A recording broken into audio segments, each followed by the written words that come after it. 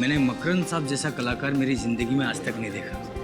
उनकी पेंटिंग में एक अजीब सी कशिश है जो देखने वाले को ऐसे आकर्षित करती है जैसे चुंबक सुई को आकर्षित करती है। लेकिन मुझे उनकी पेंटिंग से ज्यादा अच्छी उनकी ये एब्स्ट्रैक्ट मूर्ति लगी। कहने को तो ये सिर्फ कांच की है, लेकिन देखने में ऐसा लगता है जैसे इसमें सचमुच जान हो।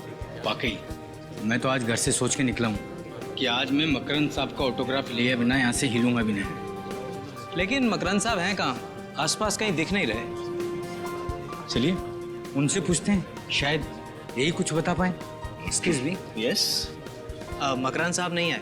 आप तो जानते हैं कि आर्टिस्ट कितने मूडी होते हैं, बस आते ही होंगे। क्या आप उन्हें कॉल कर सकते हैं? क्यों नहीं।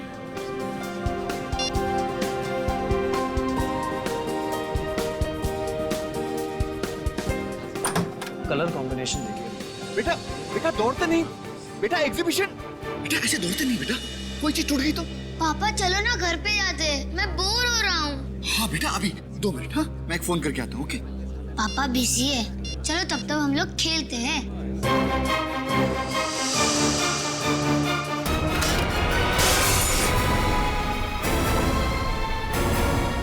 अरे बाप रे, देखा तुम्हारी वजह से टूट गया ना।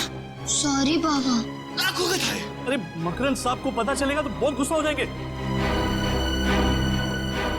ये क्या?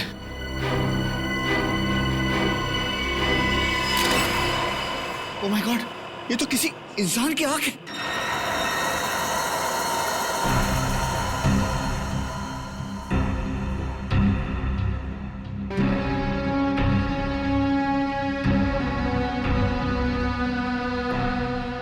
तो ये बच्चे इस कांच की मूर्ति के आसपास खेल रहे थे, आपने इन्हें खेलने से मना कर दिया और गलती से आपके हाथ से ये कांच की मूर्ति टूट गई और अंदर से कनिस्टर निकला जिसमें ये आंख है, किसी इंसान की आंख। जी सर। सर वो कहावत है ना, बच्चे भगवान के रूप होते हैं, वो बहुत सही है सर। अगर ये बच्चे यहाँ नहीं खेल रहे होते और ये मूर्ति टूटती नहीं तो हमें पता ही नहीं चलता कि ये मूर्ति में आंख है। नाम क्या बेटा आपका? प्रथम। प्रथम, बहुत प्यारा नाम है। प्रथम, निखिल अंकल तुम्हें बाहर ले जाके चॉकलेट खिलाएंगे। नहीं पापा, मुझे कहीं नहीं जाना, मुझे यही रहना है। बेटा जिद नहीं करते, तुम अपने फ्रेंड को ले जाओ। निखिल आजाओ बेटा आजाओ, चलो। अच्छा ये मूर्ति को बनाने वाले मिस्टर मकरंद, वो कहीं नजर नहीं आ रहे? सुबह सर आए थे, फिर किसी काम से निकल गए, तब से वापस नहीं आए। मूर्ति के टूटने की खबर दी उन्हें? नहीं सर, नहीं दे पाया। मैंने फोन ट्राई किया था लेकिन वो फोन नहीं उठा रहे। सर कहीं ऐसा तो नहीं कि एक मूर्ति पे एक आंख फ्री? मजाक समझ रहे हो तुम्हें? हैं? ये इंसान की आंख है, मतलब किसी इंसान के शरीर से आंख निकाली गई है। रजन, इस कनिस्टर को डॉक्टर सालुंके के पास भेज दो और मकरंद के घर का पता देना हमें। जी सर। हाँ सालुंके, आंख के बारे में क्या पता चला? टेट्रागोडाल। टेट्रागोडाल? हाँ बस, ये सॉल्यूशन जिसमें इस आंख को डुबो करके रखा गया है इसे टेट्रागोडाल कहते हैं। और ये सॉल्यूशन इस आंख को सालों साल तक प्रिजर्व करके रख सकता है। मतलब मकरंद ने ये आंख टेट्रागोडाल सॉल्यूशन में इसलिए रखी ताकि वो डिकम्पोज ना हो, सड़े ना, है ना? बिल्कुल, वरना तो एक बार अगर इसके ब्लड सेल्स खत्म हो गए तो आंख तुरंत सड़ जाती है। फिर तो सर इस सोल्यूशन की वजह से ये बताना जरा मुश्किल होगा ना कि ये आंख कितनी पुरानी है। सचिन, अगर आंख ज्यादा पुरानी होती तो बताना मुश्किल था, लेकिन बॉस इस आंख के कुछ ब्लड सेल्स अभी भी एक्टिव है। इससे ये पता चलता है कि ये आंख 16 से 18 घंटे पहले निकाली गई है किसी इंसान के शरीर में से। या फिर सालुंके पता लगा सकता है ना डीएनए टेस्ट से कि ये आंख किसी मर्द की है या औरत की? हाँ, पता लगाया जा सकता है। तो फिर लगा ना पता। लेकिन बॉस उसके लिए मुझे इस आंख को सेंट्रल लैब में लेके जाना पड़ेगा। सर मैंने शहर के सभी आई डोनेशन सेंटर में जाके पता किया है सर, पिछले 6 महीने में कहीं से भी कोई भी आंख चोरी नहीं हुई है सर। पिछले 6 महीनों में कहीं से भी कोई भी आंख चोरी नहीं हुई है। तो क्या मकरंद ने किसी की जान लेकर उसकी आंख निकाल ली और फिर वो मूर्ति में लगा दी? मगर सर मकरंद ने तो ये मूर्ति 3 महीने पहले बनाई थी, जबकि ये आंख 16 घंटे पुरानी। तो 16 घंटे पुरानी आंख 3 महीने पुरानी मूर्ति में कैसे फिट हो सकती? सचिन, जरूर बहुत पहले से ही प्लानिंग करके रखी थी इस मकरंद ने, बहुत बड़ी प्लानिंग। पहले से ही उसने उस मूर्ति के अंदर जगह बना के रखी थी जहां पर ये कैनिस्टर फिट हो जाए। आद्या, मकरंद का फोन ट्रेस नहीं हो रहा, तो फिर उसके फोन रिकॉर्ड चेक किया? लंदन से कॉल आए थे। अच्छा, तो ठीक है, कोशिश जारी रखना। कुछ पता चले तो तुरंत बता देना मुझे। ओके? क्या हो सर? मकरंद को अक्सर लंदन से फोन आया करते थे, और खास करके 3 अलग-अलग नंबर से। लंदन से? लेकिन सर उसे लंदन से कौन फोन कर सकता है? वही तो है, कौन ये 3 अलग-अलग नंबर से फोन करने वाले मकरंद को लंदन से? पता लगाना पड़ेगा। सर आप बिल्कुल फिक्र मत कीजिए, मैं अपनी जुबान का बहुत पक्का हूँ। आपका पार्सल समय से पहले पहुंच जाएगा। अब मकरंद बाहर गया हुआ है, पता नहीं कब तक आएगा। हाँ हाँ ठीक है, जैसे ही आएगा मैं उसको कह दूंगा कि आपसे बात कर लूँ। ओके जी, बाय।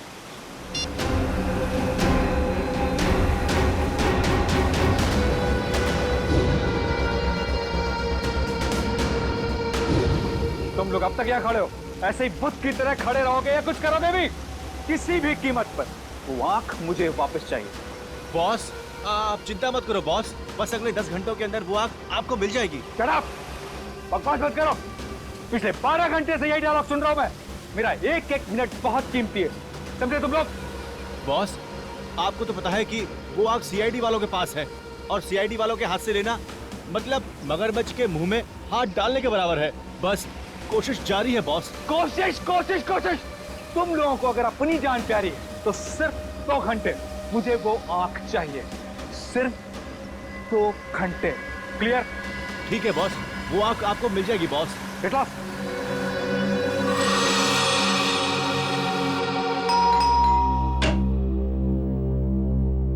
कौन आया होगा? लगता है साहब होंगे। आप लोग? मकरंद है घर में? नहीं, मकरंद साहब तो घर पर नहीं है। तो ठीक है, फिर तुम ही से मिल लेते हैं। अरे मैं तो आपको जानता नहीं, फिर आप मुझसे मिलना क्यों चाहते हैं? जब तक मिलोगे नहीं तब तक जान पहचान कैसे होगी? सचिन, निखिल, देखो, हो सकता है घर में ही छुप के बैठा हो। अरे मैंने बोला ना साहब घर पर नहीं है, ऐसे कैसे घुस रहे हैं आप लोग? सीआईडी से हैं हम। सीआईडी? हाँ, कुछ और बोलना है आप? नहीं साहब।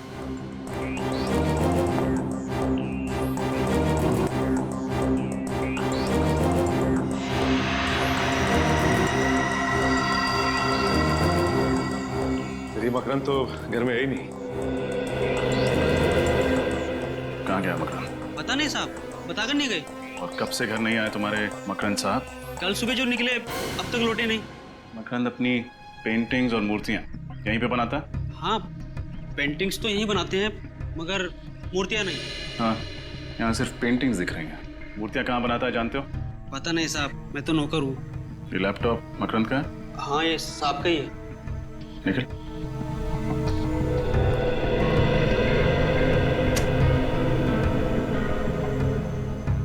मकरंद पर्सनल, इस फोल्डर में कुछ होना चाहिए। ये देखो, पिछले 5 साल में मकरंद की पेंटिंग्स और मूर्तियां कितने में बिकी हैं, इसका पूरा ब्यौरा है इसमें। कोई भी पेंटिंग 15 से 20 हजार रुपए से ज्यादा में नहीं बिकी, जबकि हर मूर्ति कम से कम 40 से 50 लाख रुपए में बिकती है। तो फिर ये मकरंद सिर्फ मूर्तियां क्यों नहीं बनाता? हो सकता है सिर्फ अपनी संतुष्टि, अपने क्रिएटिव सेटिस्फैक्शन के लिए पेंटिंग्स बनाता हो। एक सेकंड, इसमें यह भी लिखा है कि ज्यादातर मूर्तियां लंदन में बिकती हैं, इसीलिए उसे लंदन से अक्सर फोन आया करते हैं। सचिन, कुछ तो है जिसका लेन देन लंदन से है। कल एग्जैक्टली कितने बजे तुम्हारे साहब यहाँ से गए थे? कल सुबह 8 बजे साहब निकले थे घर से एग्जीबिशन में जाने के लिए, ताकि पेंटिंग और मूर्ति सजा सके। फिर 10:30 बजे आए, और ताकि थोड़ा सो जाएं, ताकि शाम को एग्जीबिशन में वापस जा सके। तो आपके साहब घर पे सोए कितनी देर? सोए नहीं साहब, जैसे ही आए थे उसके 5 मिनट बाद वापस चले गए, और फिर अब तक नहीं आए। सिर्फ 5 मिनट में वापस चले गए? कैसे गए, अपनी गाड़ी से? नहीं, किसी टैक्सी में गए थे। ये कौन सी कंपनी की टैक्सी थी? ये तो पता नहीं साहब। अच्छा, ये टैक्सी तुम्हारे साहब ने बुलाई थी? नहीं साहब, उन्हें फोन आया था ये टैक्सी आ रही है, और जैसी टैक्सी आई वो टैक्सी में बैठकर निकल गए। टैक्सी का कुछ याद है तुम्हें? तुमने कुछ देखा था, उसका नंबर प्लेट वगैरह? नहीं साहब, नंबर प्लेट तो मैंने नहीं देखा, मगर हाँ उस पे एक स्टिकर लगा हुआ था, इतना गोल गोल होता है वो खाने का, क्या बोलते हैं, ढोकला? नहीं, ढोकला नहीं, पिज्जा। पिज्जा किस कंपनी का पिज्जा था? क्या नाम था? ढेपला। डेल्पा पिज्जा। डेल्पा हाँ साहब, उसी कंपनी का। और कुछ देखा था तुमने? हाँ साहब, गाड़ी के पीछे वाले शीशे पे एक और स्टिकर लगा हुआ था उड़ते हुए आदमी का। डेल्पा पिज्जा का ऐड और पीछे वाली कांच पर उड़ते हुए आदमी का स्टिकर।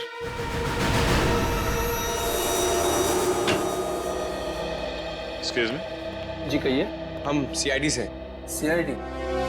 तो आपको भी अपनी गाड़ी पर स्टिकर्स लगवाने हैं? नहीं, हमें ऐसा कोई काम नहीं है। आप ये बताइए कि डेल्पा पिज्जा नाम की कंपनी के ऐड आपने कौन सी टैक्सीज में लगाए? डेल्पा पिज्जा? एक मिनट सर, इस ब्रांड के ऐड हमने एफिशिएंट टैक्सीज की गाड़ियों पर लगवाए थे। Efficient taxis? जी। कुल कितने टैक्सीज में लगाए थे आपने ये स्टिकर? सर यही कोई 70 टैक्सीज थी। अच्छा, इनमें से किसी एक टैक्सी के पीछे वाले कांच पर कोई ऐसा स्टिकर लगा होता है एक ऐसे इंसान का जो हवा में उड़ रहा है? इंसान जो हवा में उड़ रहा हो? नहीं सर, ऐसे तो कुछ याद नहीं आएगा, पर हाँ हो सकता है मेरे स्टाफ में किसी को पता हो। समीर, आशीष, आनंद, मनीष, एक मिनट इधर आओ। हमने एफिशिएंट टैक्सीज के ऊपर जो डेल्पा पिज्जा के ऐड लगवाए थे, क्या उनमें से कोई टैक्सी ऐसी है जिसके पिछले वाले कांच के ऊपर कोई ऐसा स्टिकर है जिसमें कोई इंसान हवा में उड़ रहा हो? हाँ सर, ऐसा स्टिकर तो भोला की टैक्सी पे। भोला सर? भोला? ये भोला कहाँ मिलेगा? यहीं सर, आज वो सारी टैक्सियां फिर से आ रही हैं नए ऐड लगवाने के लिए, तो भोला भी जरूर आएगा। वेरी गुड, चलो भोला का इंतजार कर लेते हैं। साहब, नए ऐड के स्टिकर तैयार है? हाँ तैयार हैं, आप अपनी टैक्सी के पास जाइए, मिल जाएंगे। जी साहब।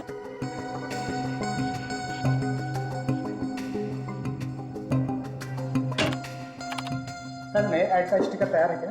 बिल्कुल तैयार है, आप जाइए, मिल जाएंगे। जी सर।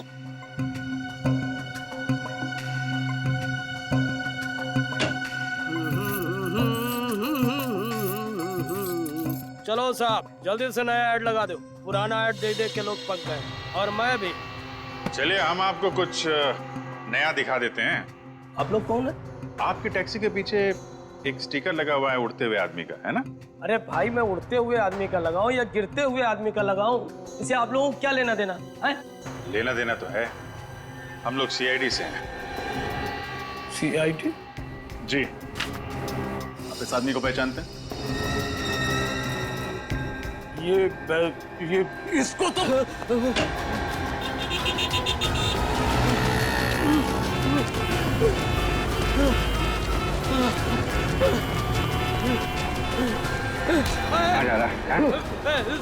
साहब, जाने दो साहब, जाने दो मुझे।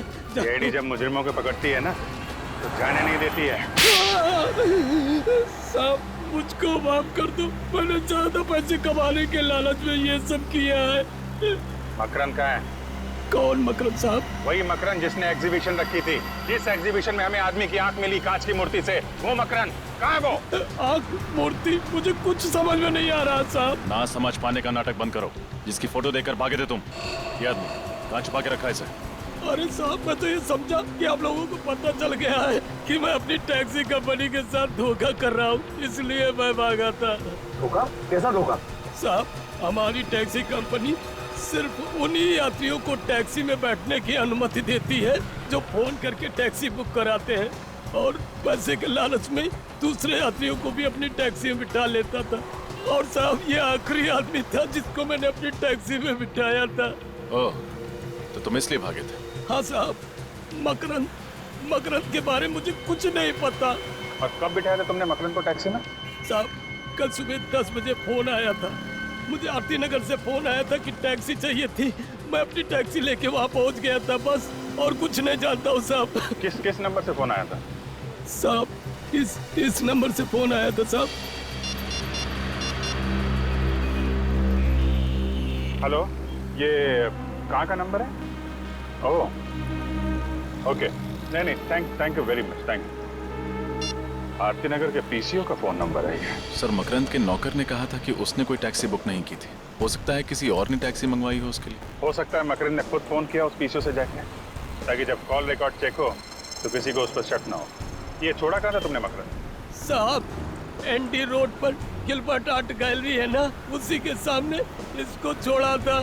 सर मकरंद पहले आर्ट गैलरी में था, फिर वो घर गया था, फिर वो वापस आर्ट गैलरी क्यों जाएगा? गैलरी के बाहर उतरा था ना, सकते अंदर गया ना हो, क्योंकि सीसीटीवी फुटेज में तो दिखाई नहीं पड़ा।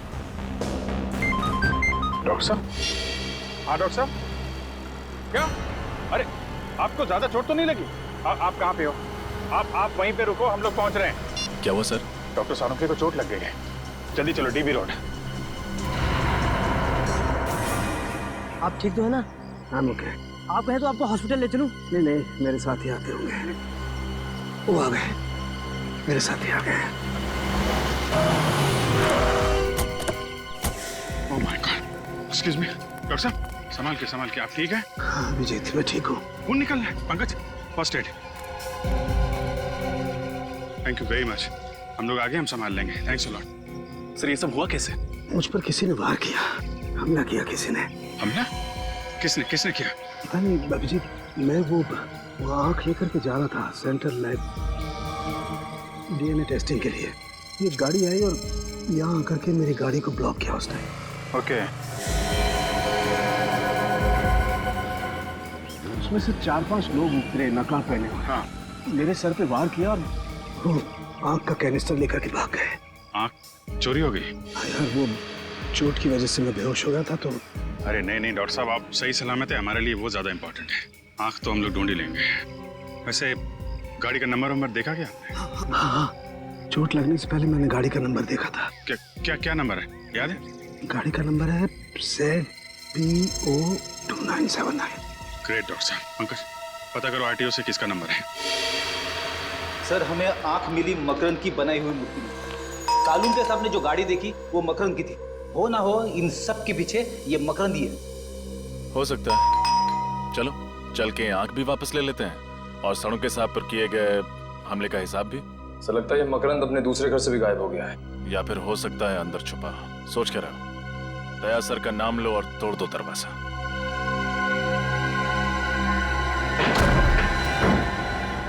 अरे बाप रे, बड़ी भयंकर बदबू है। किसी लाश की बदबू है। सर कहीं मकरंद की तो नहीं है? हो सकता है, देखो लाश यहीं कहीं होगी।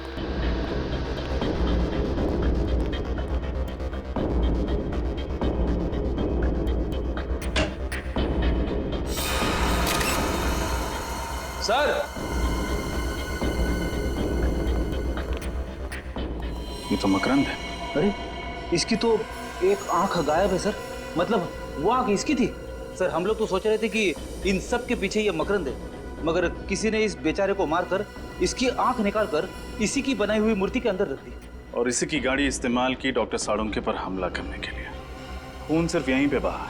इसका मतलब गोली लगने के बाद मकरंद इधर उधर नहीं गया होगा, उसने यहीं पे दम तोड़ दिया होगा। कहीं ऐसा तो नहीं कि इसने आत्महत्या की हो अपनी गन से? नहीं फ्रेडी, खुद को ऐसे सामने से गोली मारना थोड़ा मुश्किल है, और कोई अपनी ही आंख कैसे निकाल सकता है? हाँ ये बात तो है।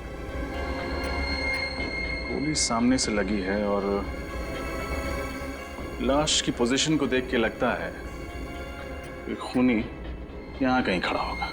सर इस गन में से गोली चली है, शायद मकरंद ने उस खूनी पर चलाई होगी अपनी आत्मरक्षा के लिए।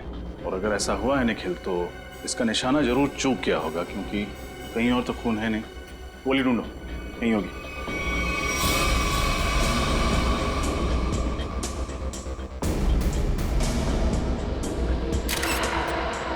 Sir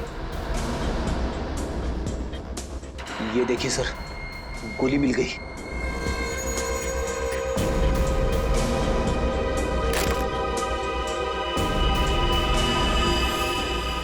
very good Freddy. एक काम करो और तलाशी लो, कुछ ना कुछ जरूर मिलेगा जो हमें खूनी तक पहुंचाए।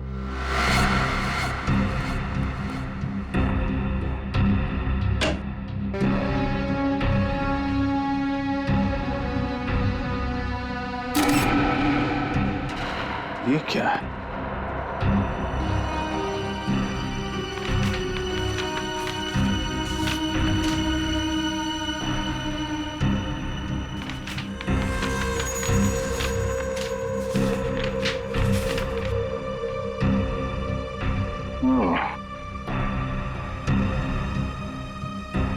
मकरंद की पिछली मूर्तियों के स्केचेस देखा?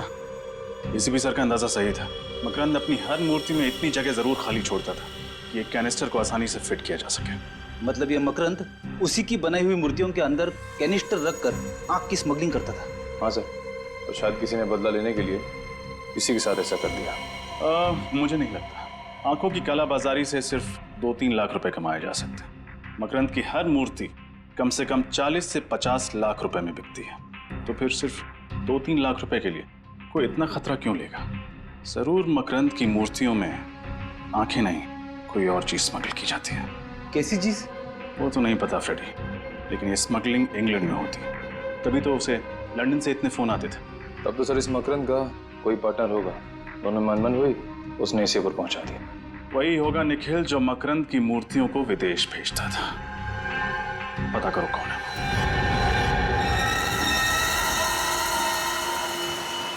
2 घंटे गुजर गए, पता नहीं ये बेवकूफ आंख चुरा भी पाएंगे या नहीं। अगर कहीं सीआईडी के हाथ लग गए तो लेने के देने पड़ जाएंगे। बॉस, लेने के देने तो उस डॉक्टर साड़ोंखे को पड़ गए। बॉस, मैंने कहा था ना, मैं आपको निराश नहीं करूंगा। ये लीजिए आपकी कीमतियां। शाबाश रंगा, शाबाश। तू नहीं जानता है कि तुमने कितना बड़ा काम किया। इसके लिए मैं तुम लोगों को इतने रुपए दूंगा कि गिनते गिनते बुढ़े हो जाओगे। बॉस, आप तारीफ कर रहे हैं या ताना मार रहे हैं? तारीफ कर रहा हूँ, तारीफ। तुम लोग यहीं रुको, मैं भी आता हूँ। ठीक है बॉस।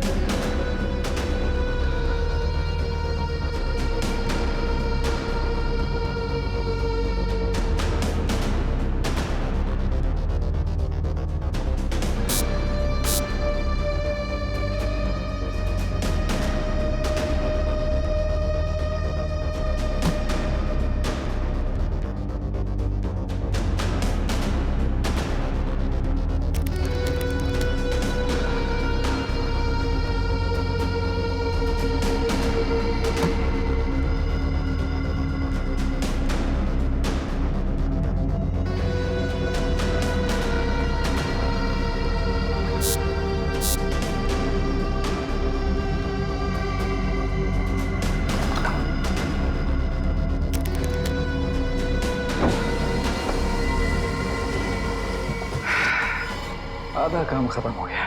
अब दुनिया की कोई भी ताकत मुझे सबसे अमीर बनने से नहीं रोक सकती। मैं दुनिया का सबसे अमीर आदमी बनूंगा।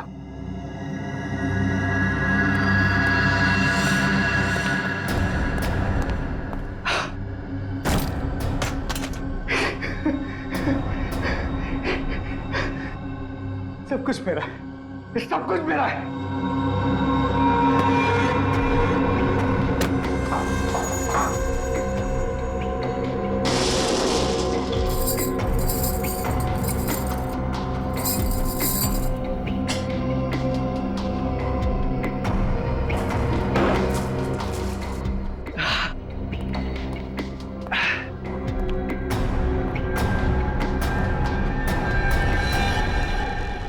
अरे तुम लोग यहाँ क्या कर रहे हो? चलो निकलने की तैयारी करो। बॉस, हमारा हिस्सा? हिस्सा भी मिल जाएगा, जल्दी क्या है? मैं कोई भागा थोड़ी जा रहा हूँ। बॉस, माफ करना, पैसों के सामने कोई किसी का नहीं होता। मुझसे गद्दारी। अभी देता हूँ हिस्सा। माफ करना, ये सारी की सारी दौलत सरकारी खजाने में जाएगी। गज नीचे।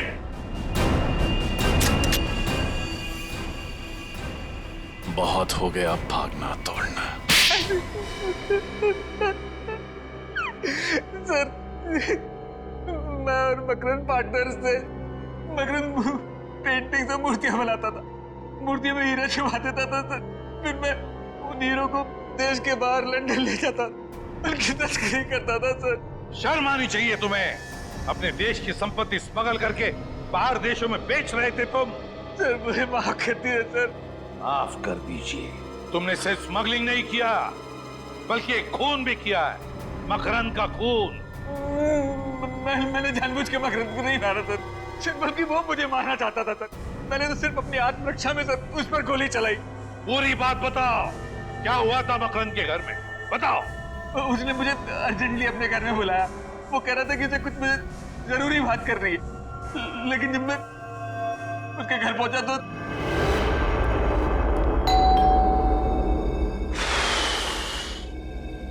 अरे दरवाजा तो खुला हुआ है। मकरंद, मकरंद, मकरंद कहाँ हो यार? मुझे घर में बुला के दरवाजा खोलकर बाहर चले गए क्या? तुम हीरो की चिंता बिल्कुल मत करना, मैंने जुबान दी है ना, तुम्हें हीरे मिल जाएंगे वक्त पर। मोहित का इंतजाम मैंने कर दिया है। आज का दिन उसके जिंदगी का आखिरी दिन होगा और उसकी लाश से आंख निकालकर मैं पूरे खजाने का अकेला मालिक बन जाऊंगा।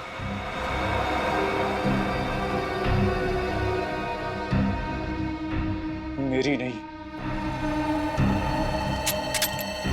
तेरी जिंदगी का आखिरी दिन होगा मकरंद।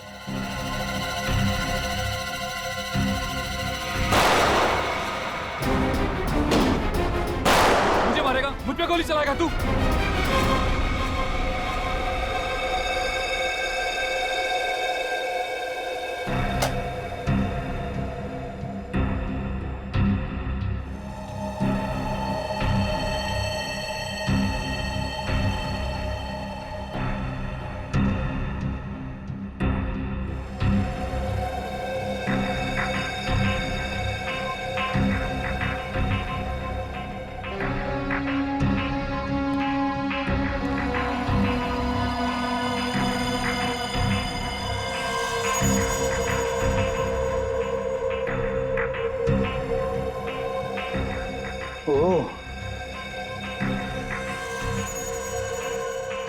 बुरे काम का बुरा नतीजा।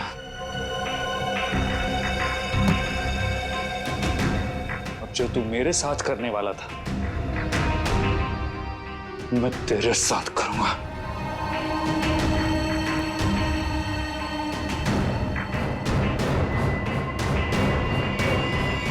और जब मकरंद की मौत हो गई तो तुमने सोचा क्यों ना उसी का प्लान उसी पे आजमा लिया जाए, क्यों?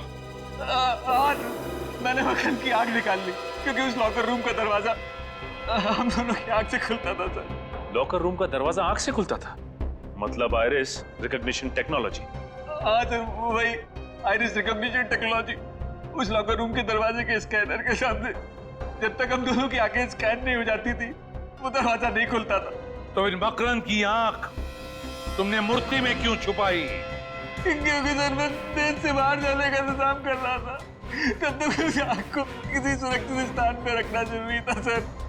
उस आग को छुपाने के लिए मूर्ति से अच्छी जगह कोई हो ही नहीं सकती थी सर, लेकिन मेरी किस्मत खराब सर, वो मूर्ति टूट गई और मूर्ति के साथ साथ मेरा माना भी फूट गया सर।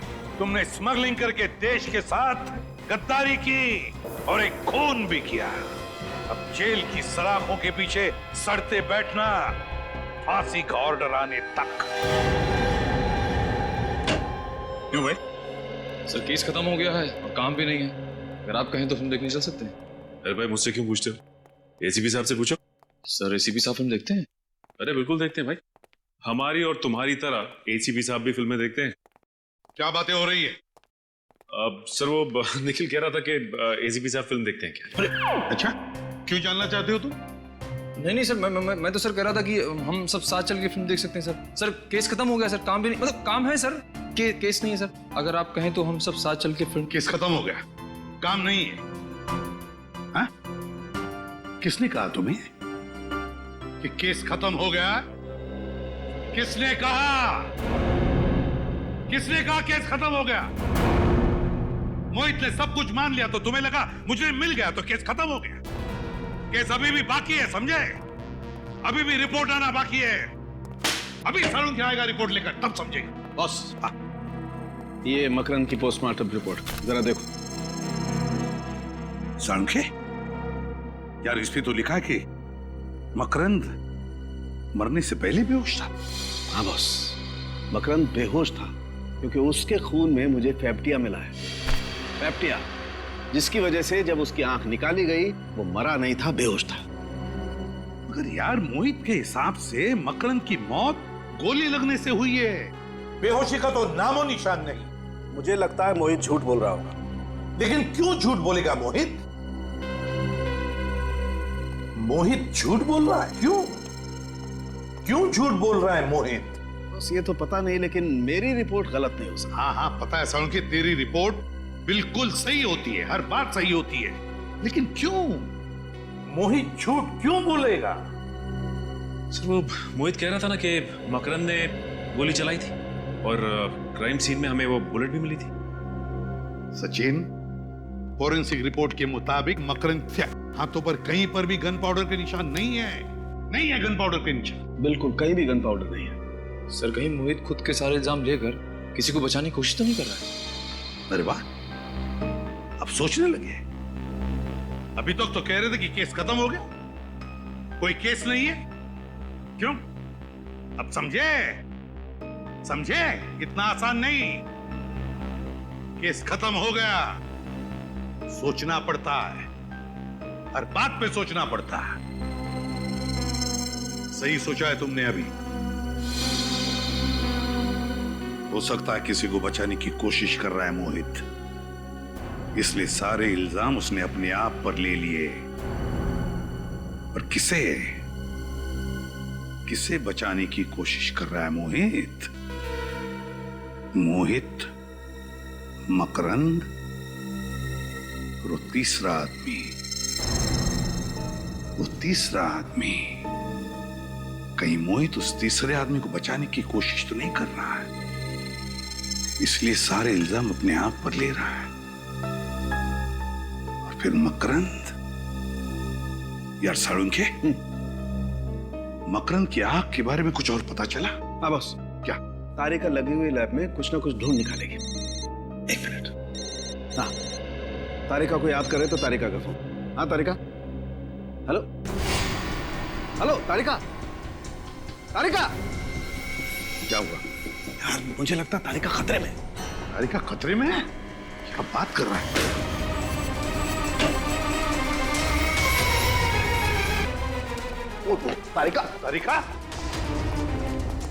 तारिका, पानी लाओ, जल्दी पानी लाओ।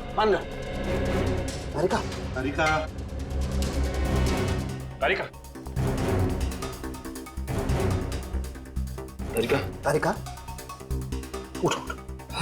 क्या हुआ? हाँ? You okay? आओ बैठो। चल,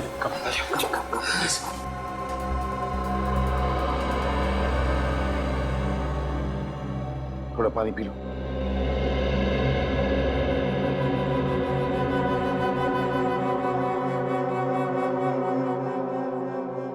You okay? क्या हुआ? कैसे हुआ ये सब? सर, वो आंख लेके चला क्या? आंख लेके चला गया? जिस बात का डर था वही हुआ। फिर से आंख चुरा के लेकर गए। वो आंख टेस्ट कर रही थी, दरवाजे पे एक आदमी आया। उसने प्यून के कपड़े पहने हुए थे। उसने मुझे कहा कि सालों के सर ने आंख मंगवाई है। मुझे उसी वक्त उस पर शक हुआ और मैंने आपको तुरंत फोन लगाया। फिर मैंने जैसे ही आपसे बात की, उसने मुझे क्लोरोफॉर्म सूंघा और मैं बेहोश हो गई। और अब सर सारा पैसा, सारा सोना हमारे हाथ लग चुका है। फिर ये आंख किसी को क्यों चाहिए होगी? और भी कोई राज जुड़ा हुआ है उस आंख के साथ। और भी कोई राज है जो अब तक हमारे सामने नहीं आया है। किसी भी हालत में हमें उस तीसरे आदमी तक पहुंचना ही है। पहुंचना है उस तीसरे आदमी तक। सर ये जो तीसरा आदमी है वो इस राज के बारे में अच्छी तरह से जानता है, इसीलिए उस आंख के पीछे पड़ा हुआ है सर। सचिन, और वो पूरा राज उस बंद लॉकर रूम के अंदर छुपा है। उस बंद लॉकर रूम के अंदर। सर पूरे शहर में ऐसी एक ही कंपनी है जो आइरिस लॉकर बनाती है। तो फिर चलो वहीं चलते हैं।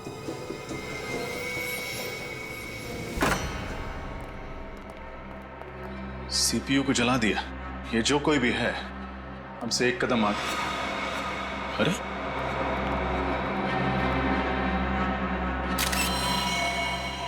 इन्हें तो गोली मारी गई है।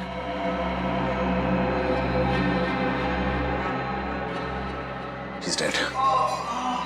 सर वहां से आवाज आ रही है।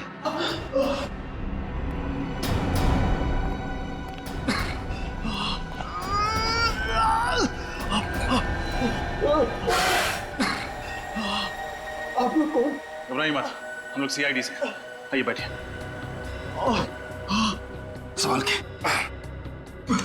निकल पानी।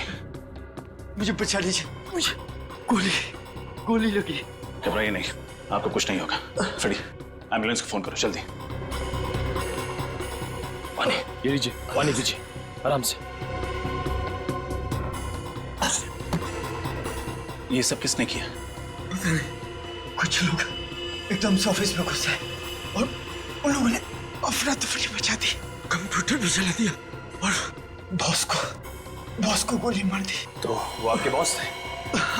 मिस्टर अनुराग, और मुझे गोली मार दी। अगर मैंने मरने का नाटक ना किया होता तो शायद 2-4 गोली और मार देते। अच्छा, कंप्यूटर में जो रिकॉर्ड्स थे उनका कोई बैकअप है? इस रूम के ठीक सामने कॉन्फ्रेंस रूम में टेबल के नीचे की तरफ हार्ड डिस्क छुपा के रखे हुए। भगवान करे वो सुरक्षित हो। एम्बुलेंस आ गई। निकल, इन्हें हॉस्पिटल पहुंचा। संभाल के। कुछ नहीं होगा। फ्रेडी, इस रूम के सामने एक कॉन्फ्रेंस रूम है, वहां टेबल के नीचे एक हार्ड डिस्क होनी चाहिए। लेकर आओ।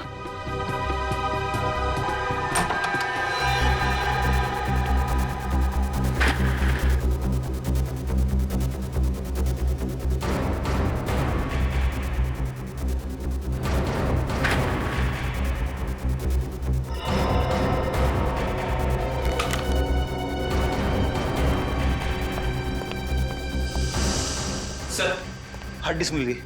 वेरी गुड, शुक्र है उनके हाथ ये नहीं लगा। अब जल्दी से गाड़ी से अपना लैपटॉप लेकर आओ।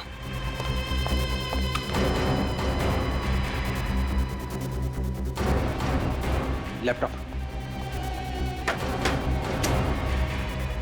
ये लो, इस हार्ड डिस्क को लैपटॉप से कनेक्ट करो। सारे फाइल्स सर्च करो, देखो मकरंद कुमार के रिकॉर्ड्स कहाँ हैं।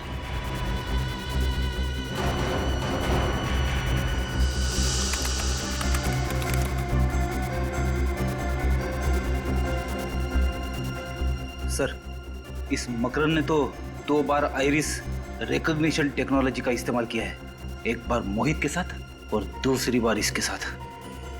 तो ये है हमारा तीसरा आदमी। अरे दया अंकल आप। अरे प्रथम बेटा, कैसे हो आप? मैं ठीक हूँ। अच्छा दया अंकल मैं खेलने जाता हूँ। ओके बेटा। अरे बेटा, आप कितनी बार कहा मेरे पूछे बगैर दरवाजा नहीं खोलने का।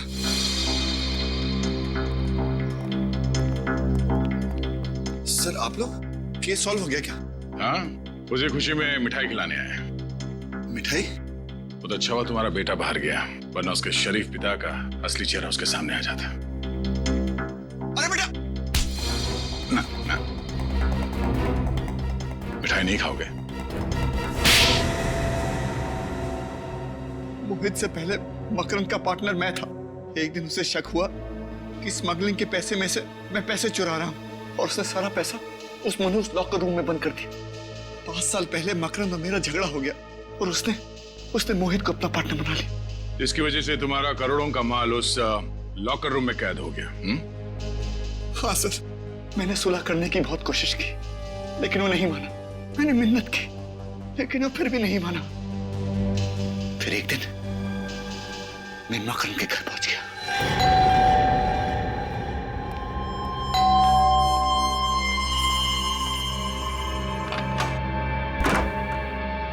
सौरभ तुम? आज मैं सौरभ नहीं तेरी मौत बन के आया हूं। ये सब क्या है सौरभ? ये ले, पढ़ इसको। ठीक है। तो प्लीज प्लीज गोली मत चलाना। एक शर्त पर, इसे जोर जोर की पढ़ और सुन। जब तक मैं रुकने के लिए नहीं बोलूं, पढ़ते रहना, समझे? ओके। तुम हीरो की चिंता बिल्कुल मत करना, मैंने जुबान दी है ना, तुम्हें हीरो मिल जाएंगे वक्त पर। मोहित का इंतजाम मैंने कर दिया है। आज का दिन उसके जिंदगी का आखिरी दिन होगा और उसकी लाश से आंख निकालकर मैं पूरे खजाने का अकेला मालिक बन जाऊंगा। ये सब क्या है? ये है मेरा फैसला। कौन सा फैसला? या तो तू मर जा या फिर तू मोहित को मारकर उसके पैसे को बराबर से बांट ले, समझा? ओके ठीक है। चल मोहित को फोन लगा, और कोई होशियारी नहीं, समझे? हाँ हेलो। हाँ मोहित। हाँ क्या तुम इस वक्त मेरे घर आ सकते हो? कुछ जरूरी बातें करनी है। नहीं मैं फोन पे नहीं बता सकता, प्लीज तुम मेरे घर आ जाओ। ओके गुड, अब तुझे इनाम मिलेगा। इनाम?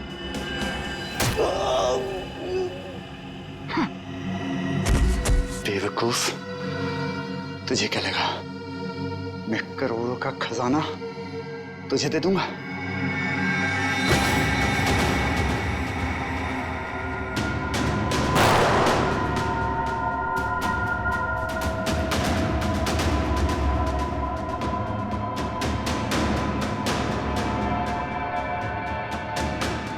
फिर मैंने मोहित के आने का इंतजार किया।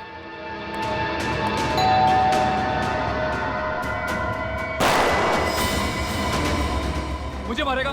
मुझ पे गोली चलाएगा तू?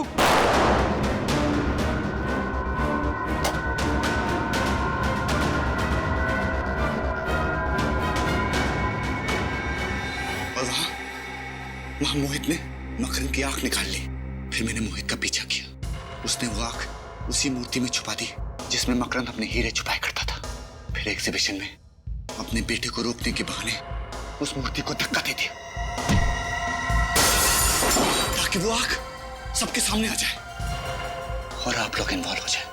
तुम हम लोगों को इस प्लान में क्यों शामिल करना चाहते थे? क्योंकि मैं एक ही तीर से दो शिकार करना चाहता था। एक तरफ मैं सारा खजाना हड़पना चाहता था और दूसरी तरफ मैं चाहता था कि मकरंद के खून में मोहित बच जाए और मुझ पर कोई आश ना है। तुम जानते थे कि खजाने के लिए मोहित हमसे वो आग चुरा लेगा और तुम मोहित पे हमला करके उससे उसका खजाना चुरा लोगे और वो आग भी, और दोनों खजाने के मालिक बन जाओगे। हाँ, मेरा प्लान कामयाब भी हो गया था। मोहित ने डॉक्टर सालुम के से वो आग भी चुरा ली थी। उसने अपना सारा पैसा भी निकाल लिया था। बस मुझे मोहित को मारना था और ऐसा दिखाना था कि उसे उसी के आदमियों ने मारा है। लेकिन इससे पहले कि मैं करता, हम मोहित तक पहुंच गए और तुम्हारा प्लान चौपट हो गया। तुमने मोहित को मकरंद का खून करने पे मजबूर कर दिया और अपने इस घिनौने प्लान में सीआईडी को शामिल करने की गलती की। तुम्हें सख्त से सख्त सजा दी जाएगी।